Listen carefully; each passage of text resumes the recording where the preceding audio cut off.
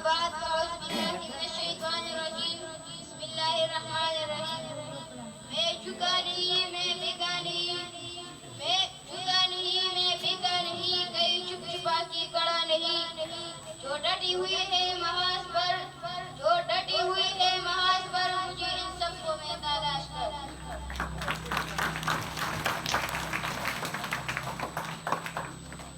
محترم پرنسپل صاحب اساتذہ کرام اور میرے عزیز ساتھیو السلام علیکم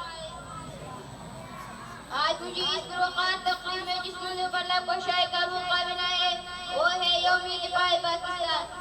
صدر وقار 30 ستمبر ہماری تاریخ کا ایک ناقابل فراموش اور یادگار دن ہے جب دشمن اپنے ناپاک عزائم کے ساتھ اتفاق پر حملہ آور ہوا مگر جرأت بہادری اور ہمت اور عزم کی چٹان سے ٹکرا کر بکھر گیا جرأت اور بہادری کے واقعات نے 30 ستمبر 1965 کو جنم دیا جناب صدر پختہ ارادہ اور ہمت سے لڑنے والے شہیدوں کے لہو سے لکھی جانے والی اس بات کی تاریخ کو یوم دفاع پاکستان کے نام سے یاد کیا جاتا ہے جناب وقار چشم پلک میں وہ دن بھی دیکھا جب میرا پڑوسی دشمن دیش کو اور توپوں کے ساتھ میرے ملک کی سرحدوں پر چڑھائی کر دوڑا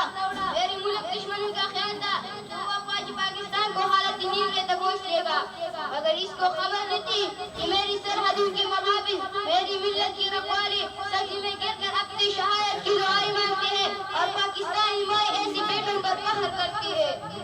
اس قوم کو شمشیر کی حاجت نہیں رہتی اس قوم کو شمشیر کی حاجت نہیں رہتی وہ جس کی جوانوں کی خود ہی صورت فولاد جناب صدر میری دھرتی کی محافظ اسی زمین کی بیٹی دشمنوں کی راہ میں آہنی دیوار بن گئی توپ اور ٹینکوں کے رخ الٹے دشمن کے قدم وہی رک گئے اور وہ شعلے جو ہماری لیے کھڑکائی گئی تھی